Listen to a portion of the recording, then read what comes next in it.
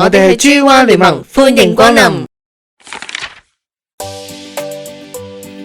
嚟到行程嘅第3日，今日都係以行街為主。如果未睇 EP1 同 EP2 嘅觀眾，可以去我哋嘅頻道睇返先啦。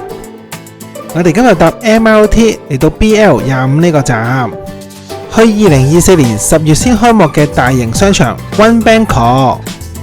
我哋喺1號出口出，沿住指示行，好快就會見到 One Bangkok 嘅入口啦。再穿過呢個安檢，上埋前面條扶手電梯，就會到達其中一個商場。點解會講係其中一個商場呢？貴為曼谷新地標嘅 One Bangkok， 佔地17公頃，係由3個大型購物區貫穿而成。喺2024至2026年期間，會有5大奢華酒店進駐，仲會有5座高級辦公大樓、3座豪華住宅大樓落成。其中 Signature Tower 高達436公尺，搖身一變成為全泰國最高嘅建築物。成個企劃預計喺2026年正式完工開幕。One Bangkok 絕對係截到現時為止曼谷最大型嘅商業開發企劃。喺我同朱大人到訪當日， One Bangkok 開業都未夠1個月，好多商店都仲係圍緊板裝修，商場大得嚟指示唔係好清晰。我哋2個都係慢中中咁周圍行，行咗冇幾耐，我哋就到咗首間進駐泰國嘅3月百貨。之後誤打誤撞，我哋嚟到匯集咗著名米芝蓮指南獎項街頭美食嘅 Food Street， 仲俾我遇返喺舊 Job Fairs 夜市一試難忘嘅泰式糕點，一份都只係幾十匹，梗係要買返份同朱大人分享啦。食完嘢，我同朱大人穿過咗去另一個區域，呢度樓底極高，運用天然採光，視覺上空間感比頭先嘅區域更大啊！咦，呢度有個以音樂為主題嘅展覽喎，一齊入去睇下。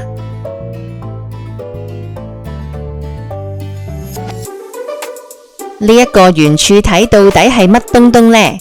原來入邊係一幅音樂牆，只要掃一掃牆上面嘅2維碼，就可以聽到你所揀選嘅歌曲。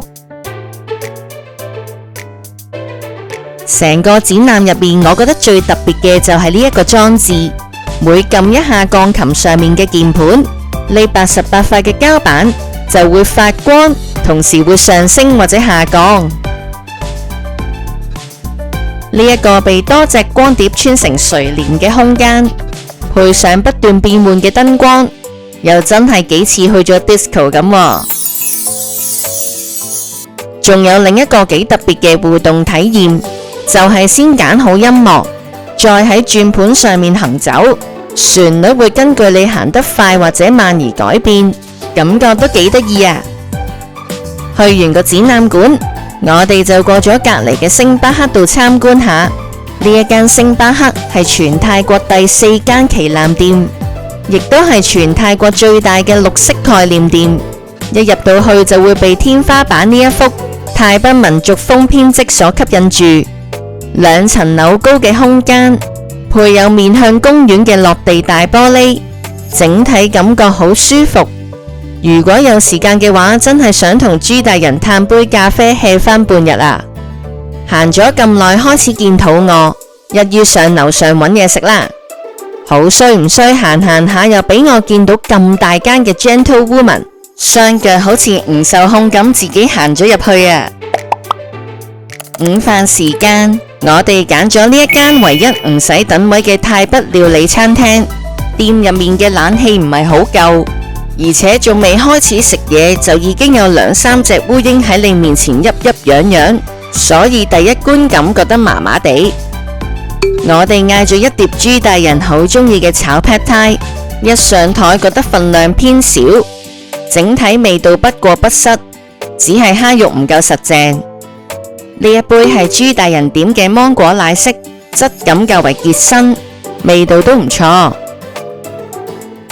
至於呢一杯係我點嘅牛油果沙冰，不不過牛油果味欠奉，唔推薦。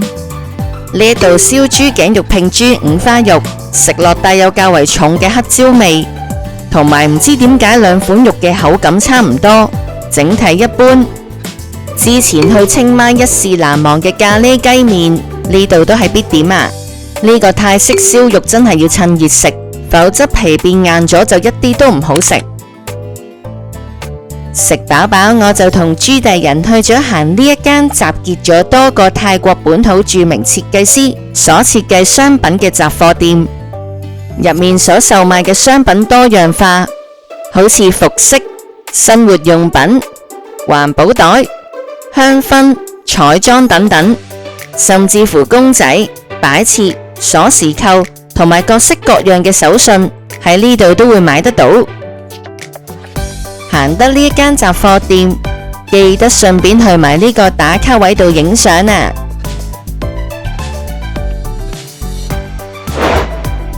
鏡頭一轉，已經天都黑齊。我同朱大人搭 BTS 嚟到 M-Sphere 呢個商場，準備食晚餐啊！到底係咩菜式咁有吸引力，要我哋兩個專登搭車嚟食嘅呢？噔噔噔噔，答案揭盅，就係呢間泰式火鍋店啦！真係唔講得少，呢間泰式火鍋店人氣爆燈。我同朱大人等咗超過1個鐘先至有位啊！趁喺等位期間，我同朱大人就先睇定個 menu。首先要揀咗湯底同埋辣度，之後就揀肉類同埋其他嘅配料，仲有要咩飯麵之類。第3步就可以揀除咗肉之外嘅食材，好似牛筋、牛丸等等。由於餐廳所供應嘅泰式火鍋係以1人1鍋為主，所以頭先 menu 所揀嘅食材全部都係以個人為單位。我同朱大人就近乎每一款食材都叫咗一份，不過1人份量本身唔算好多，後加食材反而會大份啲。總括嚟講，呢個泰式火鍋就係將船河分拆出嚟，用佢嘅湯底打邊爐，然後隨意加上自己中意嘅食材。不過餐廳供應食材嘅款式其實唔算多，而且係以牛為主，再加上食材根本就唔特別，欠缺記憶點。而呢個泰式火鍋仲有一個比較大嘅缺點，就係個湯底會越滾越鹹，食咗半個鐘已經加咗幾次水，個鹹度都係有增無減，所以整體嚟講都係一般啦。呢一餐我哋食咗2117.5匹，性價比偏低，食飽飽就係時候打道回府啦。我同朱大人每年嘅結婚周年紀念都中意買個蛋糕慶祝下，今年我哋就選擇食住蛋糕倒數。今集就暫告一段落，下集見。多謝你睇到最後啊！如果中意我哋嘅製作，歡迎 subscribe 我哋。如果中意呢段片，就 comment、like 同 share 啦。拜拜。